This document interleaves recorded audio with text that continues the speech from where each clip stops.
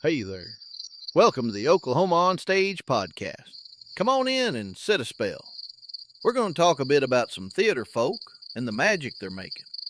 If you like what we're doing, check us out on Facebook, Instagram, and YouTube, and you can find our website at oklahomaonstage.org.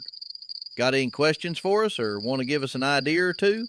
Reach out to us at oklahomaonstage@gmail.com. Hope you enjoy your time with us. This here's going to be hotter than a firecracker on the 4th of July.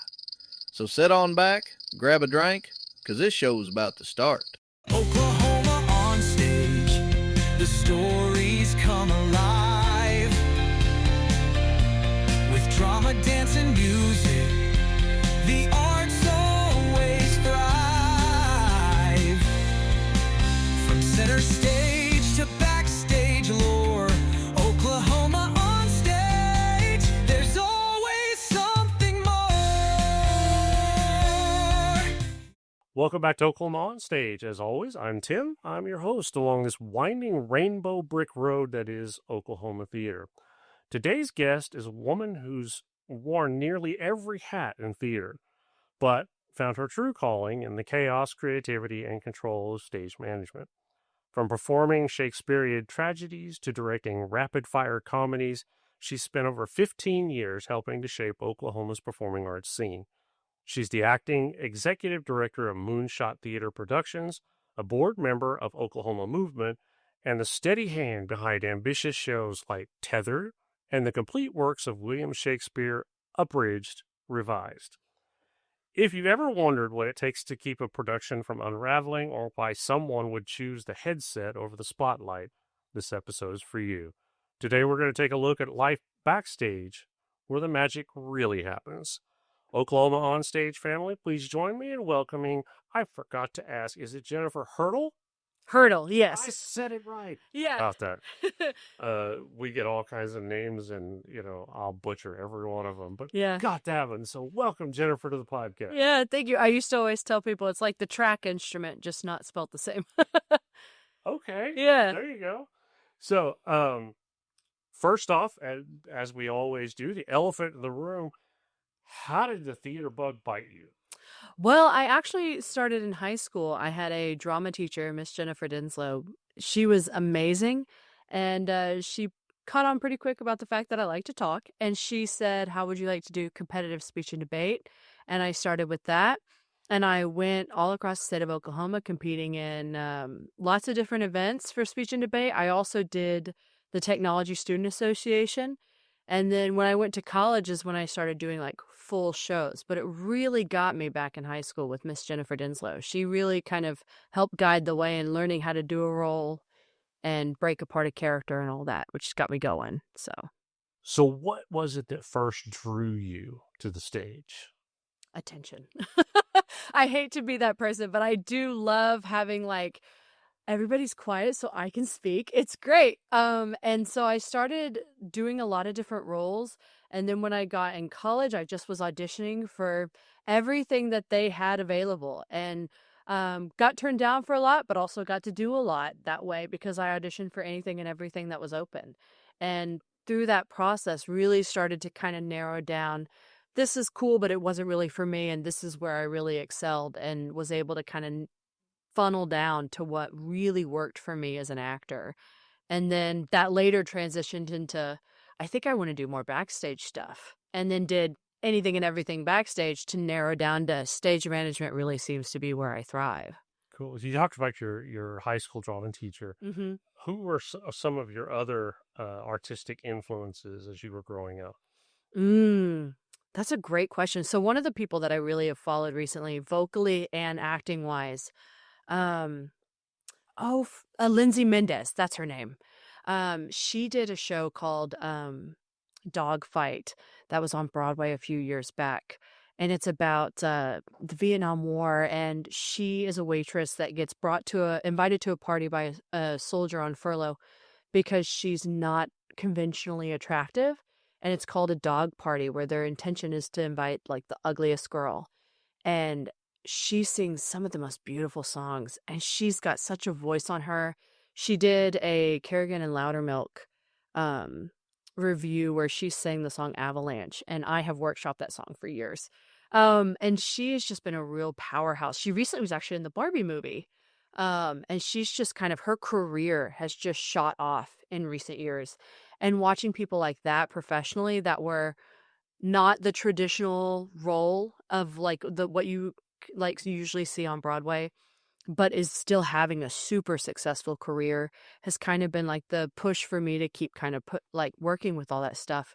And as I got into more backstage stuff, I actually had Stephanie Stone at TCC. She was the first stage manager that I got to work under, and she had infinite patience with me because every time she would come into rehearsal, I would ask to look at her book. And she would show me her stage book, and she was incredibly organized. Everything was color coded. Everything looked perfect. And I would just scroll through it and be like, what's this? Why did you color it that way? What does this mean? What is that? And she would like, bless her heart, she had so many things going on, but she would always take time to be like, oh, I did it that way because orange stickers mean light cues. Oh, I did 0.8 instead of going to the next number because it's all part of the same light cue, but it's just a different variation of that light cue. And having her when we worked on Company together, which is where I got to meet her, and getting to work on that and like just shadow her and like really take in everything she was doing and really get like the nitty gritty of stage management. That was the first show that I really got to work backstage and see this is what this is like. Because I remember, it's a funny story, the first rehearsal that we went to for Company, I had no clue what I was doing. I was told I was the assistant to the director, which was a position they made up for me so I could be backstage and learn. And I didn't know what that meant. And I asked the technical director at TCC, Mark Frank, I said, what do I do? And he's like, oh, you just be there to help with whatever people need. I was like, okay, like get coffee and stuff. And he was like, sure. And so the first day I showed up to auditions, I went, does anybody need coffee? And the two women that I was working with, the musical director, Laura Cowan, who is incredibly talented, and the director at the time, Lisa Stefanik, who is just insanely talented and so smart in this industry. And they were just like, no, we're good. We brought our own coffee. And then the second day I came in and I said, I can make a Starbucks run. Does anybody need coffee? And Lisa pulled me aside. She goes, I just want to let you know, like, most people bring their own coffee. Like, we'll probably need help from you, but coffee's not one of the things. And it was such a polite way to tell me, like, you can stop asking about that because we've got it pretty much covered. But that was the production that made me really realize, like, this is a whole other level than I'd ever worked on before. And being able to just kind of sit back, it took me about 3 days to realize I need to just shut up and listen and just take everything in. Yeah. Because, and especially getting to like learn from somebody like Lisa Stefanik, how she walked in a room and the atmosphere of the room before she walked in and the atmosphere, how it changed when she entered the room, completely different. Everybody would go from like talking about their weekend and their little groups. She'd walk in the room and they're like, actually, I could be in my script. I need to go over my lines. I should be prepared and get ready for rehearsal. And it was just this level of professionalism that she brought into the room that made me go, I want to be that. I want to be that person that I changed the attitude of the room just by walking in it. And it was such a eye-opening experience for me of like, that's the level you can achieve. Like here, it was really interesting to me and really kind of set me on the path of trying to figure out how to get there, you know? So That's really cool. And you actually answered several of the questions that I have good. there in a line. So when was it, if you can pinpoint that one moment, that you realized that production and not just performance was your true calling? I think it would be, I was asked to stage manage a one-act festival, which was 5 different shows. They had 3 shows and then an intermission and 2 shows. And it was student-led. And I was really only asked to stage manage it because everybody else was busy either acting or directing in it. And I was like the stage manager for all the shows and led the whole one-act festival. And I had no clue what I was doing, but I was just like trying to take everybody's feedback as it came and adjust to each show and be what every single director needed me to be. And at the end, I went, I don't really know how I did. I did my best. But they had an OCTF, the Oklahoma State Board, came and reviewed, and they nominated some actors. And the person that was there nominating took a second and said, I just want to say, whoever your stage manager was for this, are they here? And I was like, I raised my hand in shock. I was like, I'm here.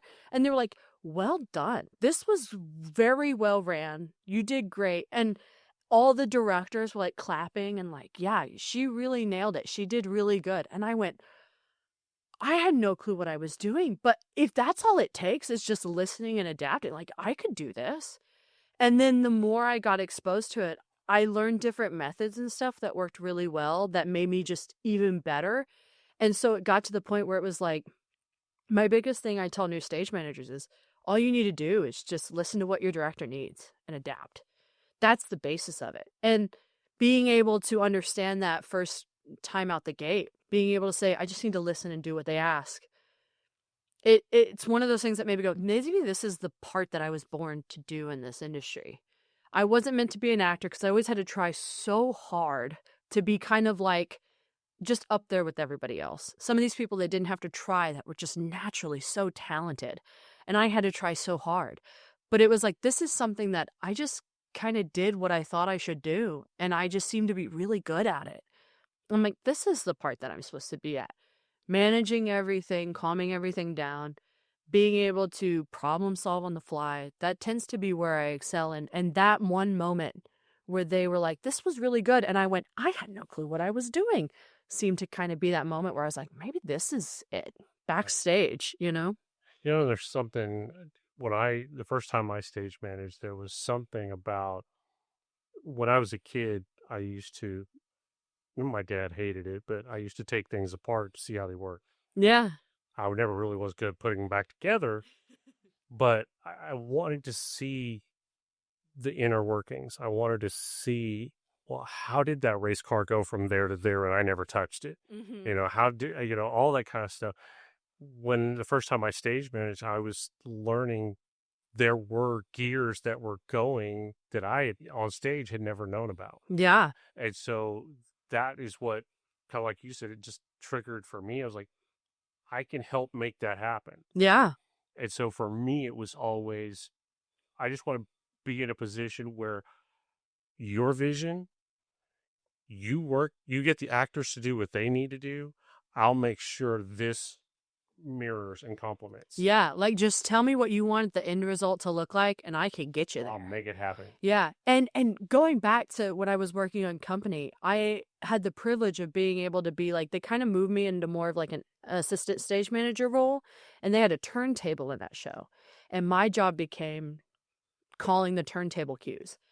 But being on headset and listening to Stephanie, how she called the show and how calm she was when things didn't go right, I went, this is what it's about. It's that ability to say, everybody relax, I got it, this is what we're going to do, you know? Yeah, there's definitely a calming element to a good stage manager. Yeah. And that's such a calming thing for the director as well. Yeah. And to know that person's got it. Yeah. To just be able to say, I trust you to run this the way it's supposed to run. I don't have to worry about it anymore. And much like you, I've leaned towards some of those stage managers that are like that. Mm-hmm. I've worked with directors that have said, you know, it's come showtime. Here's the book. Yeah. It's your show now. And because of that, and I see that trust factor, I want to learn from them because I want to know, I want to be that good. Yeah. Just like you said. So yeah, it's amazing. And I think anybody that knows anything about stage managing should have an element of that as well. Yeah. So you've done it all. You've been a playwright. Yeah, I've done a little bit of that. A director, stage manager, singing, acting. So for you, from your perspective, how do those roles differ? Yeah. So I think every element, whether you're just stitching up costume malfunctions all the way up to calling the show, I think every single piece of theater has a really important element, because if you fail, the show doesn't go like it's supposed to. And my goal ever since probably about 2016, when I started to really understand the depths of all that is available in the realm of theater, of like things you can do. I was like, my goal is to get to where if at any point in a production something drops, I can pick it up. Whether it's, hey, we just tore a piece of the costume and the costume designer's not here to stitch it. I'll be like, I'll be right there, and I could stitch it up and get going. Staplers work wonders. Yeah. And I've had that happen when we were doing the Fantastics. I had the girl that stepped off the platform, she ripped the whole bottom of her skirt and it was tripping her up. I ran backstage, I ripped the bottom of the part off and hemmed the bottom real fast and like, go back out there. And it's just being able to adapt on the fly and having all these positions, whether it's acting and you have that pressure of being in front of people and being the face of what everybody sees, or you're stage managing and you're the one having to figure out problems backstage before the audience ever notices it happens. Every bit of it is just as important as the other, because if any part of it fails, the audience is going to notice. And having all of these different factors work together, I think, is what's the magic of theater, because so many things have to go right for this one moment to happen. And no moment is ever the same. Even if you see the same show 2 nights in back to back, it's not the same show, because something is going to be different. And I think that's what's always drawn me to live theater, is that every time you see it, it's a once in a lifetime moment. You're never going to see the same cast do the exact same lines the exact same way twice. Excellent. I love it. I love it. So what's the biggest challenge that you've ever faced managing or directing, and what did you do to overcome it? I'd actually say, just right off the top of my head, it's probably the most recent. It may not be the hardest thing I've ever had to overcome in like all the years that I've done this, but the biggest thing that stands out to me recently was when we did the complete works of William Shakespeare, abridged, revised. One of our lead actors, which there's only 3 actors in that whole show. It's a very script heavy show for just 3 people to do the whole thing. And one of our actors got super ill closing night and told me about an hour before the show. And very fortunately, I had done this show in college, and it just happened to be the one role that I had done. And so I was like, I guess we could make it work. And so we literally, the hour before audience started coming into the space, we were figuring out what costumes would fit on me, figuring out how, like, what parts I could do on book versus off book. And I had to step in as that role for the closing night. And it was quite a mess. I think the show ran okay. And that's why I had people come up to me after the show. It felt like a mess to me because I knew the actor that I was replacing was just so talented, and he was so great in that role that I just never felt like I could live up to what he was doing beforehand. But I had people come up and be like, as far as having somebody step in, that was great. Like, I forgot you had your script in your hand a lot of times. But the biggest part that stood out to me is like almost got scary was the sword fights for some of the scenes. I had rehearsed the hour before the show. We were rehearsing some of the sword pieces, and I had rehearsed 2-handed, and then in the actual show had the script in my hand. So it was like having to adapt on the fly to now I'm having to do this 1-handed versus 2-handed like I'd rehearsed. Was a bit messy. But luckily I had had sword training in the past that I was like, I can kind of, figure out how to go on about this. And I had the 2 other actors that were in the show, Hunter Potter and Jackie Finn, were so well versed in this show and knew it like the back of their hands that they were able to pick up whatever I was dropping, that it made the show run so smoothly, even though I wasn't what they were used to and wasn't as good as what we had cast. They were such good actors that they were able to compensate what I was unable to do, and it really still made the show feel complete. And luckily it was a comedy, so anything we're just like, just make it funny. If it fails, just make it funny. Absolutely. It was meant to happen. Yeah, absolutely. That's pretty cool. So Moonshot Theater Productions. Yes. Was this something that you started? No, Okay. actually, so this was something started by Kurt Bennett, who we went to college at TCC together. And I was just sitting on my patio one day and got a call from him saying, "Hey, Jen." And I went, "Hi, Kurt. We haven't talked in years." And he said, "I have a proposition for you. Theoretically speaking, how hard would it be to start a professional theater company here?" And I had worked with American Theater Company, all these other different companies within town. I said, very difficult. Oh my gosh, it would be so hard. And to fight for audience amongst all the people that are already here, just so difficult because everybody is amazing here. He goes, cool. Do you want to give it a shot with me? And I was like, I mean, I got nothing else better to do. Let's go for it. Really? And so we had our first board meeting, and it was me, him, and Jackie Finn. That was it. That was the board. And he kind of brought us together. He was like, me and Jackie had never been to school together. She graduated the semester before I came into TCC, but we all met through TCC. And we decided that we were going to do the 39 Steps. Which great show. Yeah. And funny enough, I had just recently done it 2 years prior for another director. And so when he said he wanted to do the 39 Steps, I said, funny enough, I just stage managed that. And so he was co-director with Jackie, and he also played Richard Hannay. And Jackie was an amazing director, and she also did props for it. And we did auditions, and we did the show, and it was great. And I was like, this was a lot of fun. And then we decided we were going to just keep going with it.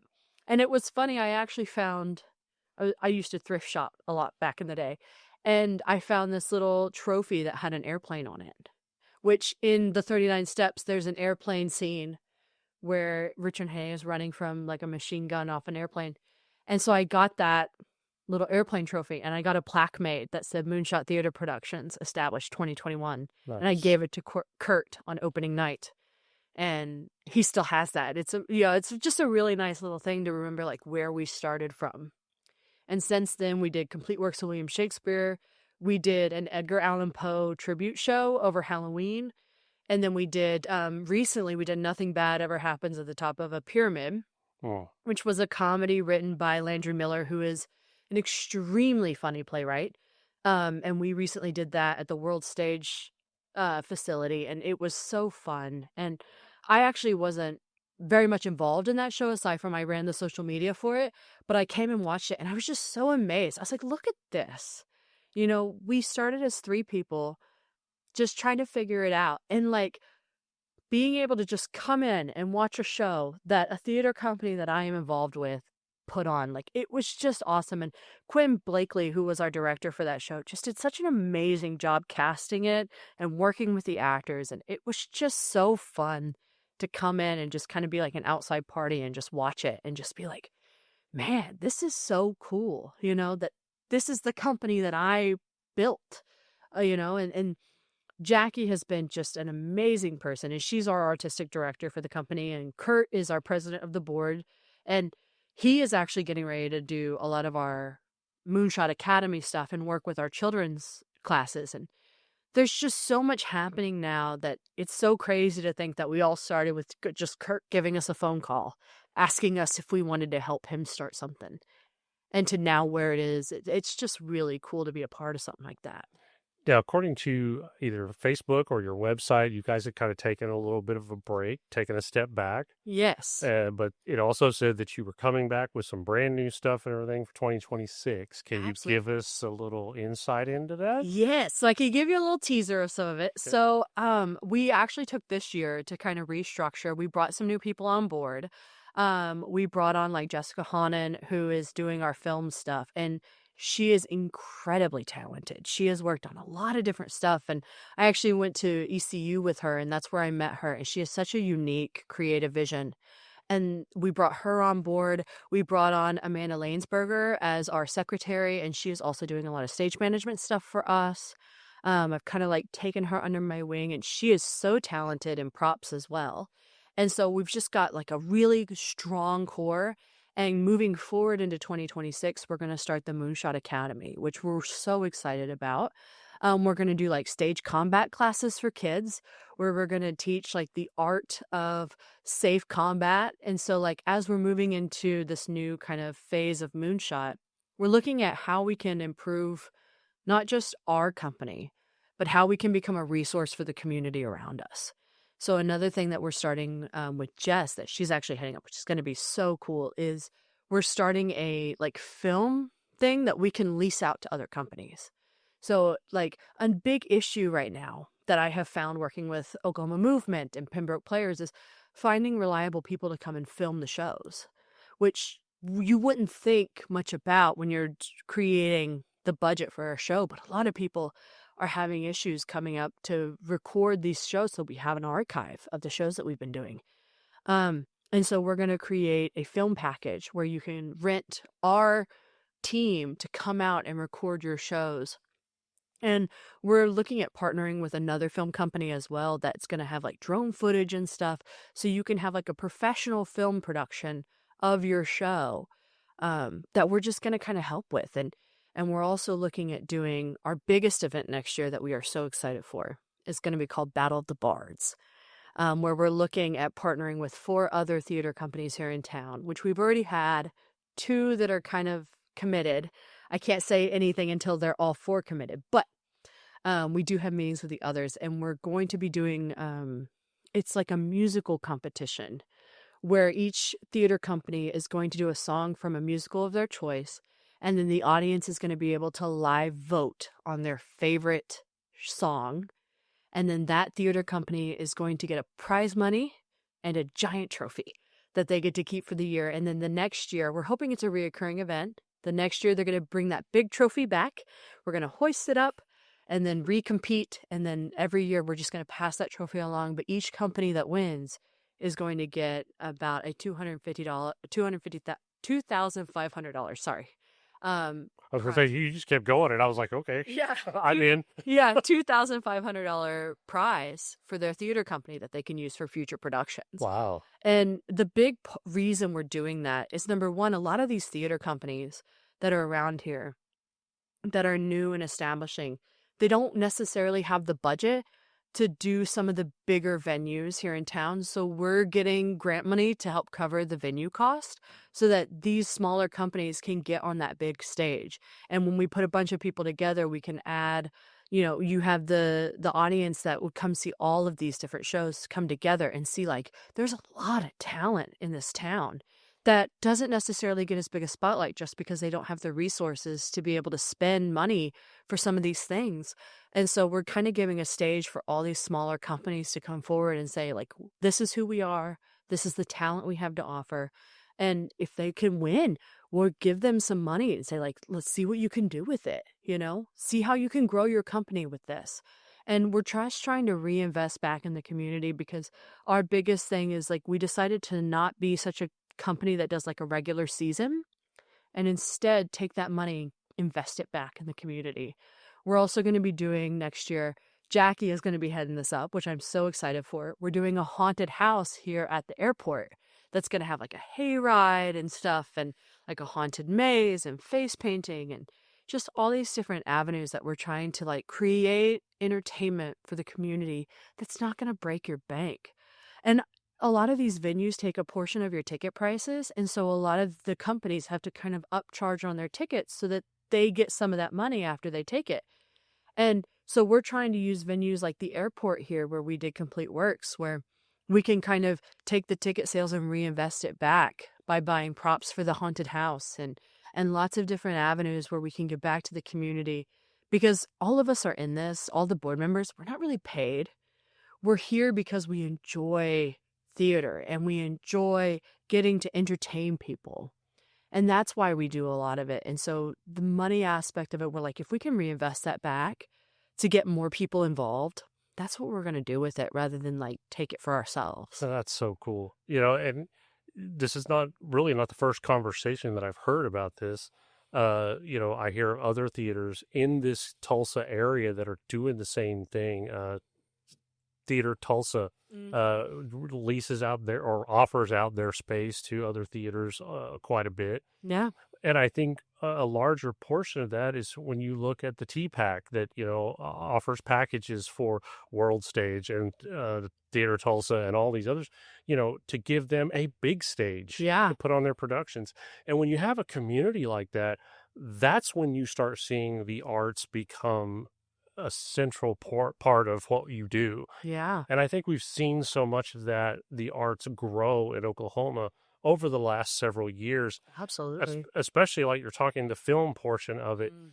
Nobody would have thought, 10, 15 years ago that when you're talking big budget, Netflix, FX, Fox, all of that stuff, making making movies and stuff, you wouldn't have thought, oh, they're doing it in Oklahoma. Yeah, never would have thought that before. But it's happening, and it's happening now. 100%. And I think a few years ago, and I don't get into politics a whole lot, but when Mary Fallon kicked off her initiative to bring the arts into Oklahoma and start shooting more movies and things like, we ended up with Killers of the Flower Moon and all of these other big, huge budget movies here in Oklahoma because someone took a chance. Yeah. Someone invested in the arts. Yeah. And I think that's really kind of the groundworks of what we're doing here with this podcast, is to just, invest back in the people that are making this happen.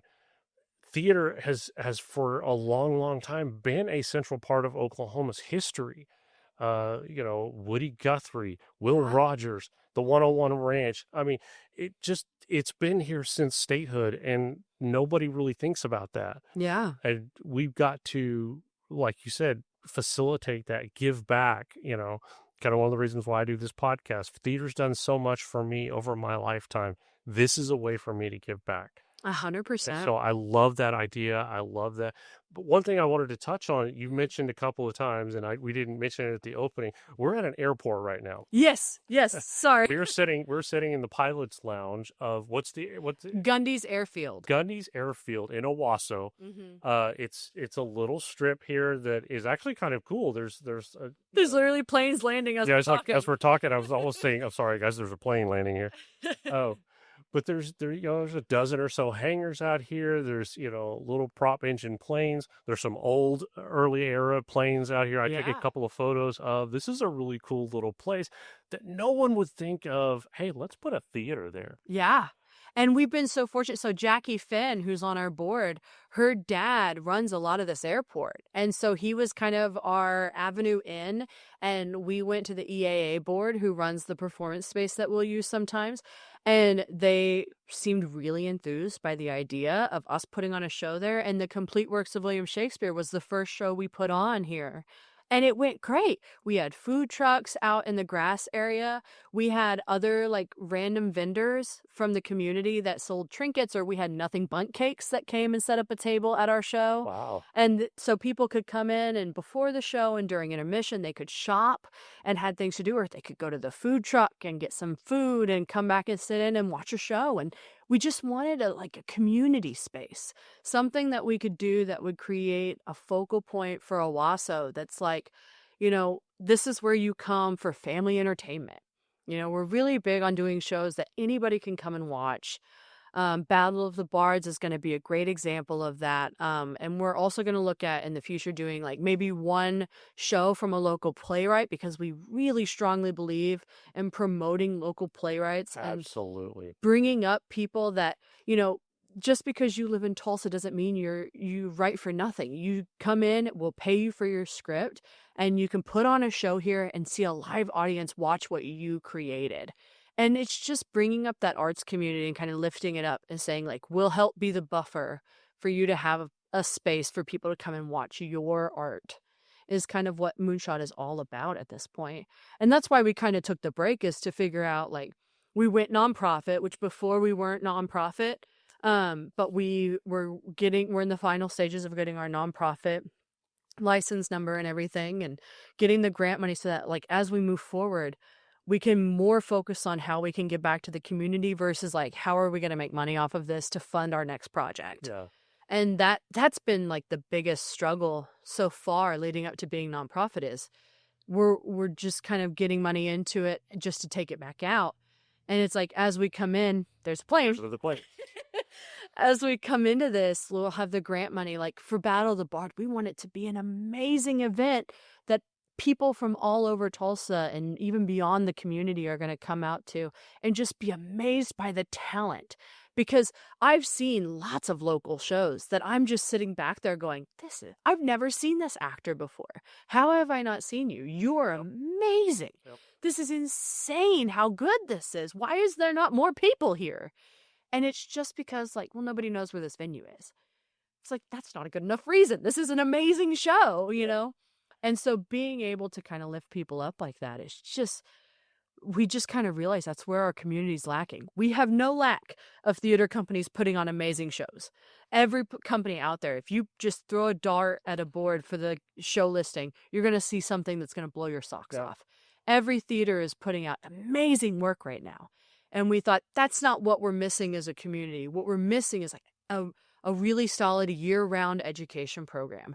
We looked at the classes that other people are offering. We're like, what's something that is not really being offered right now? Like, we're getting ready in the fall of 2026. We're going to be offering like stage management classes, prop making classes, classes on building an acting resume.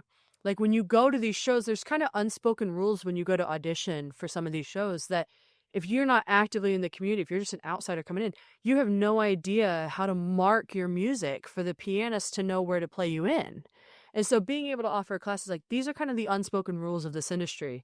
We're going to teach them to you so you're not behind. Nice. And just stuff like that that's like, you know, everybody wants to take acting one and stuff like that, but being able to kind of find the gaps and fill those areas in so that everybody can kind of start from a level playing field is kind of where we're at, because some people can't, you know, afford to go off to other cities to be able to work on stuff, but we can all afford to start with what we know and being able to offer cheap classes that people can do that. And now, you know, when we're getting into a point in our society where funding is an issue, schools are closing down art programs, things like that, because they don't have the money to do that. I think it's great to hear of programs and theaters starting more academies and starting more things to give students or anybody. I say students, I'm talking anywhere from 4 to 80. Yeah. You know, there's actors and stuff, and there's another plane. Wow, this is an active little place. Yeah. But there are people that are getting into theater later in life. Yeah. And, you know, they need the same training as everybody else. Absolutely. And one of the things that I have seen over my time is that there's so many people that they look at theater and they're just like, man, that's so cool, but I can't do that. I can't get on stage. But, you know, there is something in theater for everybody. And that's why I love to see more programs like that are willing to give the stage management training, the light board, the sound board, the programs that go into it, how to make props, things like that, because people can still create. Absolutely. We start drawing in more artists into our community. You know, everybody that goes and gets, even if they don't get a degree, but goes to, you know, tech school or whatever, and learns how to do the assisted drafting and all of that kind of others, computer aided drafting, CAD, all that kind of, they can help. They can design sets. You know, people that paint, they can create, you know, sets and designs and things like that. There's so much for everybody. Yeah. It's not just about the person that's standing front and center stage singing a song. Absolutely. You know, they couldn't be there doing that without that guy up in the booth knowing how to make her mic sound. Yeah. That guy putting that spotlight on that person, making sure everything is well lit. You know, the costumer putting her in the right color and the right thing for that character. And the right fit of the costume. Absolutely. And it's one of those things you don't notice until it's wrong. You don't notice that it's off until you see something that's off and you're like, why does this not look right? But when it's right, it's so seamless. You're just like, this is how this looks. But you don't realize how much work went into developing that light plot. This is just how this sounds. But you don't know how long that mic technician took to get the levels of the music versus their volume right. Absolutely. But when it's right, you'll never notice it. Yeah. It's kind of like a stage manager. You know, if everything goes great, the director gets kudos. Yeah. You'll never notice a stage manager Something goes wrong, it's your fault. Yeah, 100%. And that's one of the things when I meet people that are like interested in doing stage management, I'm like, are you ready for everything to be your fault, but nothing to be your right? You know? Exactly. It's kind of like, you know, in a company, the CEO. Yeah. If everything's great, budget's good, numbers are good, the CEO's doing an amazing job. Yeah. If something tanks, the VP gets fired. Absolutely. Yeah. So tell us about, you're a board member, tell us about Oklahoma Movement. Yeah, so Oklahoma Movement is a company that I recently got brought onto. I actually met the head of the company, Jen Alden, through I was doing Pride and Prejudice with Pembroke Players. I was stage managing their show, and she was the choreographer. And as soon as that show wrapped, she asked me if I would be interested in stage managing Tethered, their show that they did this last spring, which was a Dante's Inferno style dance show. And that was the only words she needed to convince me to do the show. Big Dante's Inferno fan. And I was like, excuse me? Absolutely. I don't even know what that is, but I would love to be involved. And we did that show, and I got invited to join the board, and it's just been a great opportunity for me to kind of expand my network. I've never been very heavily involved in the dance scene, but all these women on this board are just incredibly talented and very smart, and getting to learn how they operate their business has kind of been really interesting for me. They recently did a Halloween show called Haunted, which was so neat. They did it at like the Guthrie Green, and they did a fall festival. And this next spring, they're doing their show Super Sweet 2, which is going to be like an 80s superhero dance show, which is so cool. Nice. But the board has just been really interesting to come on, and getting to see how kind of a different type of company, but within the same entertainment sphere operates. Just like the small discrepancies in like how we operate versus how they do has been really interesting. Like, the prep time leading up to a show, making sure all the dancers are well stretched and being able to account for their physical needs versus like actors, we just kind of assume we're more worried about your mental, it's just been really interesting little difference for me. And I've actually got to reconnect with some people I went to school with. One of the other board members, Kate, she actually went to high school. We went to high school together. And so getting to see her again, she was Sloth in the Tethered production. And then I went to TCC with Bailey, and she was Jealousy and Envy in the Tethered production. So getting to work with these people that's like, oh, I've met you before, I know you, but like seeing them in a different light and getting to see just the amazing choreography and stuff just blows my mind. I didn't know with Tethered they had silk dancers that were up on these silks and doing this aerial work that was just stunning. And then me as a stage manager, I'm like, please don't fall. Oh my gosh, safety, please, But it's like they're so in control of themselves. They do not need me to worry about them. Right. But it's just really artistic. And it feels like what we do in theater is artistic. But to see that, it's just pure grace. It's just really, I loved watching that show. And I got a huge honor of getting to work with Matt. He was our lighting designer for that show, and he also does lights for the TU Performing Arts Center. He was incredibly talented. I would just sit back. There's so many times during that show that I just sat back and went, oh, Matt, that's so pretty. Look at that. That's so pretty. And he's like, thanks. Like, he was just such a cool guy to work with, and everybody on that production team was just a dream to work with. And I actually got to bring Jackie. She was my assistant stage manager for that show because we realized we needed somebody backstage. I said, well, I actually know somebody that might be able to just hop on. And she was just exactly what we needed. She was so poised and was able to make sure everybody was where they were supposed to be, and an excellent lifeline for me to have backstage, because we did that at the Tulsa Performing Arts Center. And the booth is very removed from the backstage area. So I needed somebody that I could be like, are they where they're supposed to be, or should I be worried? And she's like, nope, I got them. You're all good. And having somebody back there that you can trust, it's a big thing, which is funny because that's how I started doing community theater. With American Theater Company, I think the first show I ever did was K Mutiny Court Martial. I worked at the Tulsa Performing Arts Center in the same theater, but it was this was before they rebuilt it. And I was the backstage person, just being on headset, being like, yep, they're in their places. I've refilled the fake champagne. We're good to go. And being able to have that, where it's like I started back there and now I'm up here in the booth calling the show. It was a really cool feeling of like, this is growth, And it really, not to get a little emotional, but it made me a little sad because the director for Community Court Martial was Jim Runyon, who I worked with several times, who is since no longer with us. And just being in that space kind of really reminded me of working with Jim. And he was such an amazing guy. And so patient with me learning all of this artwork and just constantly being supportive of me, being like, no, Jen, you're doing fine. You're doing great. Just keep going. Just keep your head down. Keep moving.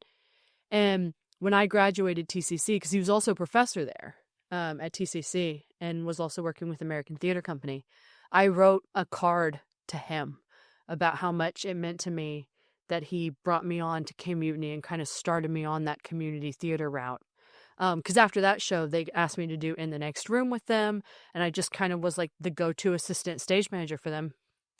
And I said, you really got me started on that. I can't thank you enough, being able to take that risk on me.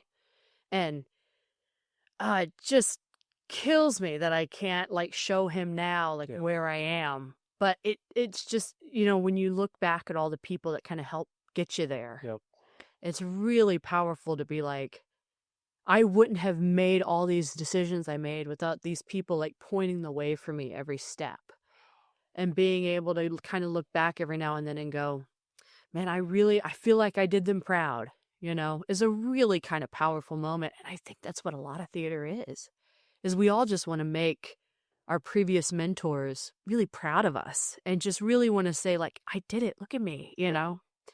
And that show in particular, Tethered, was kind of a big moment for me on that, of being able to be like, I did it. Like, aren't you proud? You know? That's cool. Yeah. I think that's theater in general. Yeah. I mean, we're storytellers, and part of that is passing on what we have learned. Yeah. You know, and at some point, you know, you're going to have that opportunity to pass that on the same way it was passed into you.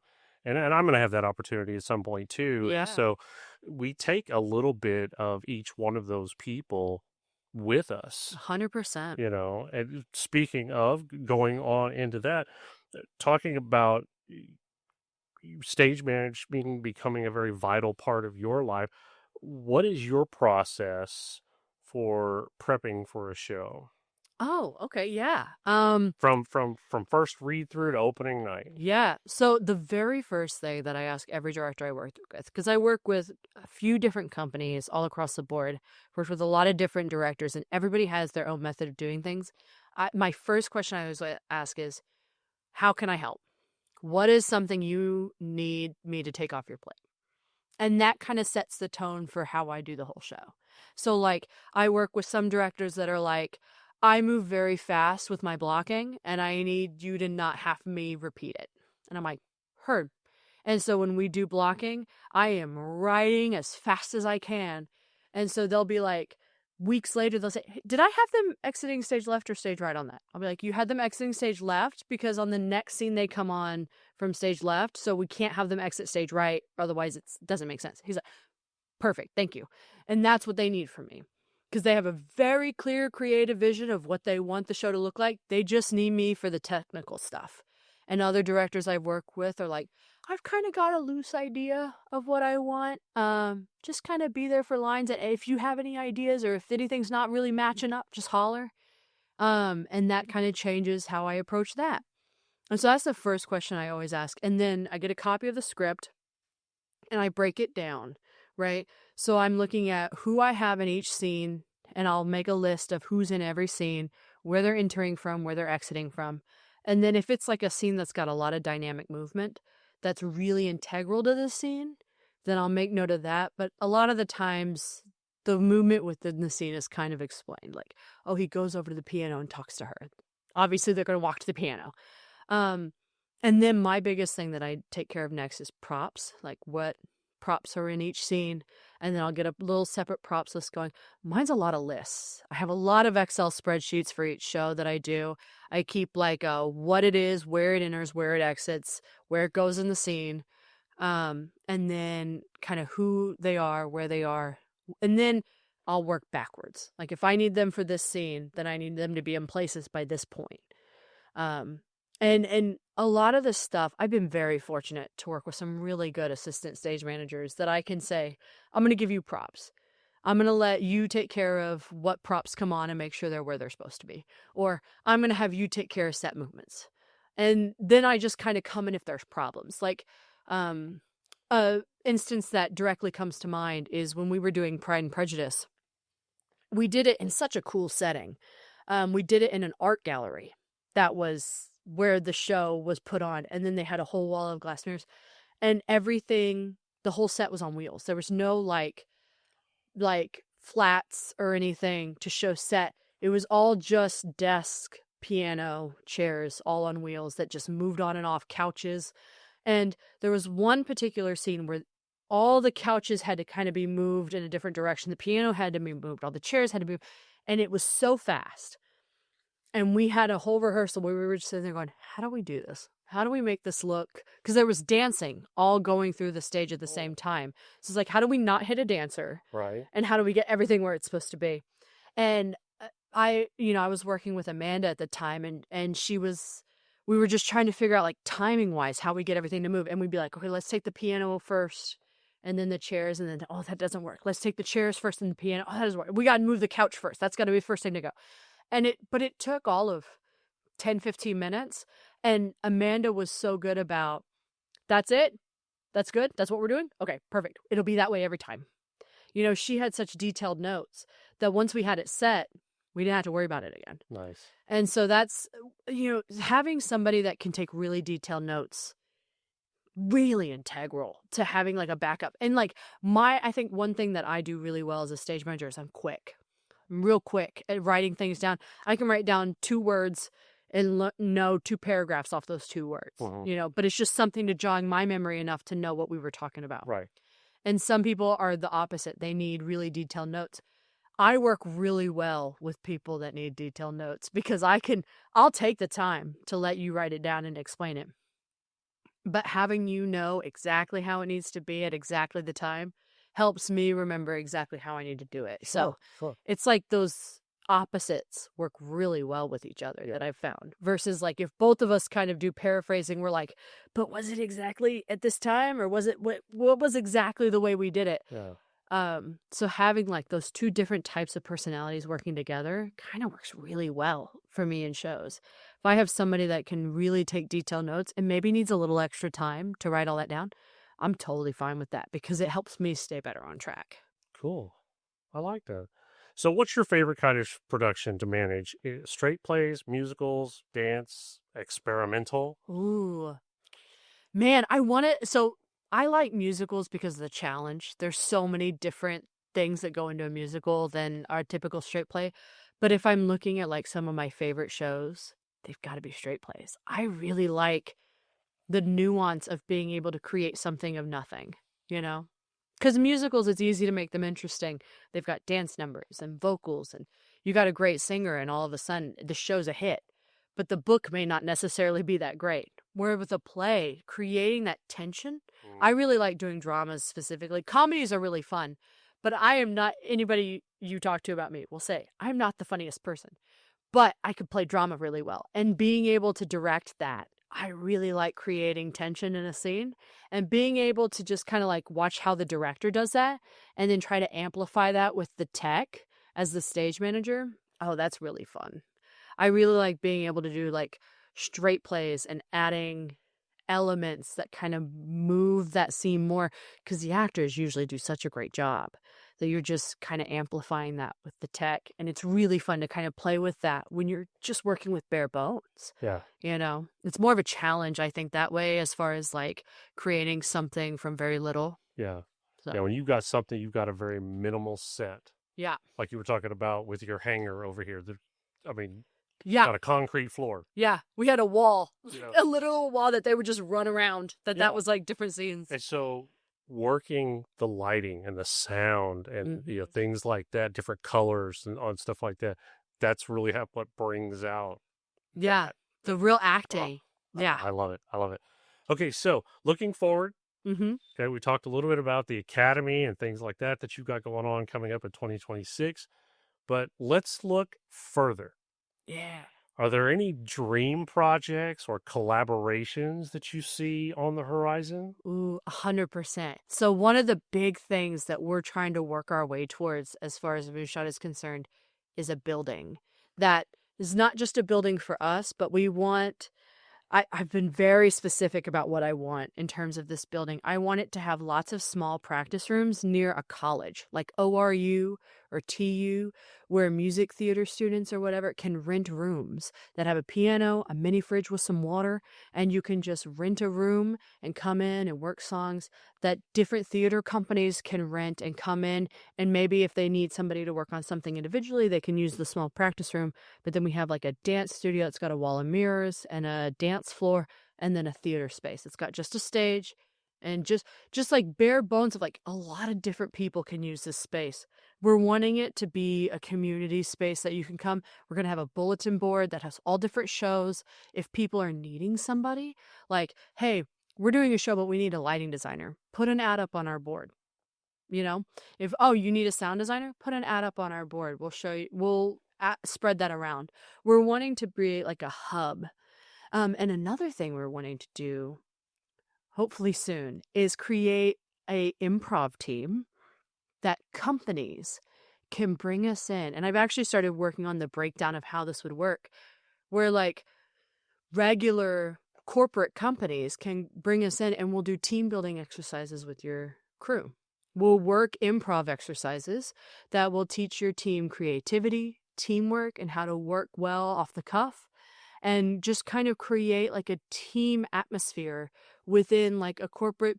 People may have never done this before, but all of a sudden they're being asked, you know, well, if you were a bird, what bird would you be? And it's like they're just having to come up with something and just create this like fun environment that you can use. You know, we'll come in over the course of 8 weeks and do 1 hour sessions with your teams and kind of work to get them to a more collaborative idea and headspace that's kind of bringing theater to people that wouldn't typically be involved in theater. And then once they're involved, it's like, oh, we also have this community space where all these shows for all these companies that have worked with us, they're showcasing their shows. And so they can come and be like, oh, I did improv with this people, but they said there's a show going on this weekend. Maybe we could go watch that. That could be fun to do. We had a blast doing the improv thing. Maybe the show will be good. And just kind of bridging that gap, because one thing that I keep going back to that a lot of us Moonshot board members come back to is when Shakespeare wrote, he didn't write for the elite. He wrote for everybody. People would come and pay a penny to stand on the floor and be right up next to the stage and watch his shows. That's what we're trying to bring back. Theater's for everybody. It's not for people that have an in-depth understanding of it. It's for people that want entertainment. And if you want entertainment at a cheap price, we're trying to give that to you. We're trying to give you a way to expand yourself creatively that can lead to other things. Like can lead to you being a set designer. I know people that were actors here. They went off to Chicago and then decided to build sets. You know, just building this roundhouse of different talents and skills that maybe some days you're called to be an actor. Maybe some days you're called to run the soundboard. But you have the ability to do both. Right. And that's the thing is like we need to create more well-rounded artists. And that's what one of the colleges I went to, TCC, they were very big on everybody does everything here. Yes. You have to put in hours at the shop and help build sets, even if you're the lead in the show. And it creates this ability to rely on your own resources, which is one of the reasons I think the three of us, me, Jackie, and Kurt, have done so well with Moonshot, because all three of us have a plethora of different skills that kind of creates this company as it is. And being able to rely on our own skills and know that it came from the help of others is what leads us to be so community driven now. It's like we wouldn't be here if other people didn't invest in us. So we want to turn around and be that for other people. Nice. And be able to invest. Nice. Yeah. That's what I love. I love it. Okay, so what advice would you give to young artists who are considering going into theater production? Watch as much as you can. And here's the thing. You don't have to buy a ticket. I know that sounds terrible as somebody who's advocating for community theater because we all rely on ticket sales. But I started ushering. Yes. I would go to the Tulsa Performing Arts Center. They have an ushering class that you could take. You just go on their website and see when the next one is. It's a free class. It's like an hour long. You go and then you just send out an email to like Theater Tulsa, American Theater Company, Pembroke Players, World Stage, all of these places that you say, hey, I recently got certified as an usher. Let me know if you have an opening. Absolutely. Almost every single one of them needs ushers. Yep. So you just go and reach out. You get to see the show for free and you get to work with it. And a lot of the times you'll get to like talk to some of the actors and stuff, ask them questions, come for it. And here's the thing, you got to put yourself out there. Yeah. Being able to watch all these different shows. One of the key ways that I got to talk to some of the more executive staff of Theater Tulsa was I was hanging out with some friends and somebody from Theater Tulsa happened to be there. I didn't know who he was. I didn't know he was the executive director of Theater Tulsa, but I was talking about The Hunchback of Notre Dame and how much I love the off-Broadway show and what I would do if I did it and all this. And he was like, that's really interesting. And we had a whole conversation about it. He's like, it's really nice to talk shop with you. And I was like, thanks. Then he walked off and my friend came, he's like, did you know who you were talking to? I was like, no. He's like, that's the executive director of Theater Tulsa. I said, I had no clue. But that's how it happens. You just have to be curious and be knowledgeable, be willing to say, I don't know, but I'm willing to learn if you'll be willing to teach me. Almost every single person that works in this industry loves to be a teacher. We would love to show you how we do what we do because everybody does it a little differently. Yeah. So be willing to learn and be curious enough to ask the question of, hey, do you mind if I shadow you for a minute? You're going to have a hard time finding somebody that will say, no, that's actually kind of a real big inconvenience for me. Yeah. You know? I mean, there are people out there. There are. You know, I just really don't, you know. Yeah. But yeah, you're right. I mean, there's so many people that, you know, they have no problem sharing what they know. Yeah. And I think that's great. Almost everybody I know would be like, yeah, be here at 6. Yeah. We'll pull up a chair for you. Okay. As we start wrapping things up here, Mm-hmm. I end every one of our episodes with some kind of off-the-wall curveball questions. We call it our curtain call.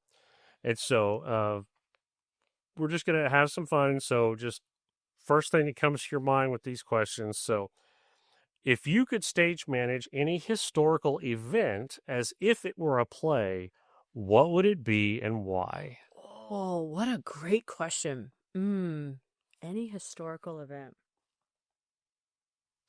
My brain immediately goes to Assassins, but that's already a musical. Yeah, that's I would probably say the Revolutionary War. Like, I know there's already Hamilton and 1776, but just more from just like an everyday person living through the Revolutionary War.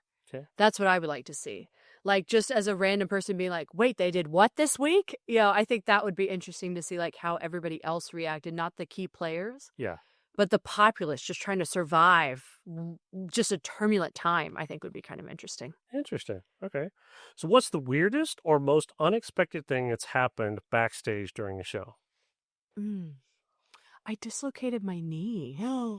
I was in the tech booth and my foot just slipped and it was really, I don't know what happened exactly, but my knee just dislocated. And all of a sudden I was like, trying not to make too loud of a noise because the tech booth was directly above the audience and open. And I just got on the mic and I was like, can I have my ASM? Please bring me an ice pack. And they were like, are you okay? And I was like, I think my knee just slipped out of place, but if you could bring me an ice pack, that would be awesome. And then in that same show, as I was trying to resituate with the ice pack, my book fell and the binding popped open. And pages fell down because it was just a graded floor. The pages fell down to the first floor.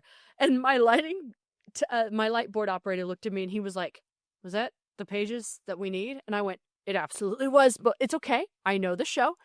And I told my ASM on headset, I was like, can you go down and get those pages that just fell? And she was like, pages fell? And I was like, yes. And so she went down and get it. And the whole time I was like, okay, I think a cue's coming up and go. And go. And we were close enough, at least, that nobody really noticed. And then by the time I got my pages back, we were able to get back on track. But that was when I was doing Big Fish.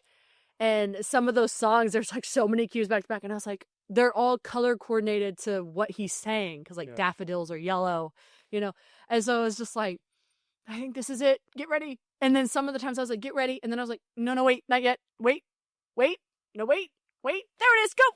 Like, but we were able to manage through, and James, who was my board operator at the time, was just luckily fantastic. He was just sitting there with his finger over the button the entire time, like, is it now? So since you just made my heart sink just by telling me that story, I'm going to give you one. If theater didn't exist, what would you be doing instead? I honestly, something with speaking, probably. some sort of like public speaking. See that? Yeah. Some sort of public speaking, or actually I'm getting my bachelor's degree. I graduate this December in organizational leadership and business. So some sort of management or, structured leadership type of role probably. But yeah, that would probably be what I'd have to go. So probably some sort of public speaking. I talk a lot. Yeah. And I mean, you can still do that. I mean, Yeah. you got to have something to pay the bills, right? Absolutely. So, okay, what's your go-to karaoke song and why? Ooh. Can I give you two? Sure. So my first one is Mama's Broken Heart, which is a Miranda Lambert song, just because my voice fits really well with like country music. So that's a fun one to like kind of throw twang in there. And then When You're Good to Mama from Chicago.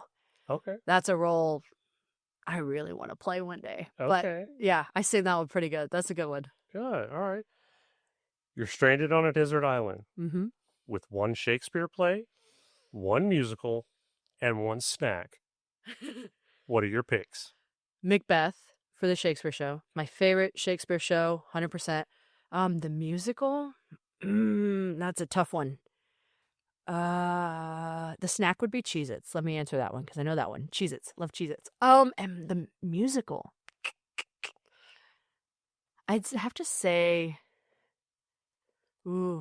probably Hamilton. I know that's like kind of a basic answer, but I really like the dynamics of all the characters in that. I could entertain myself for a really long time playing different characters in that in my head. Okay. So that would probably be the one that could entertain me the longest. There you go. All right. So, any parting words of wisdom before we say goodbye? I think if I had any words of wisdom, it would just be stay curious. That has gotten me so much further than any other skills or assets that I have in this industry. Is just being curious and open to new experiences. So if anybody's wanting to get into this industry, that would be what I'd say. Be curious, be open, and just go for it. Most people are more willing than you think to help you out. Nice. Jennifer, thank you very much for being a part of this. For Moonshot Productions, if there's anything that Oklahoma On Stage can do to help you, let us help promote, let us help get the word out, whatever you need. That's what we're here for. So thank you for being a part of this. We really appreciate it. Awesome. Thank you so much. For everybody else listening at home, thank you for taking the time to be a part of this as well. Thank you for letting us be just a part of your life. And remember, no matter what you do, continue to support the arts. Oklahoma On Stage, the spotlight.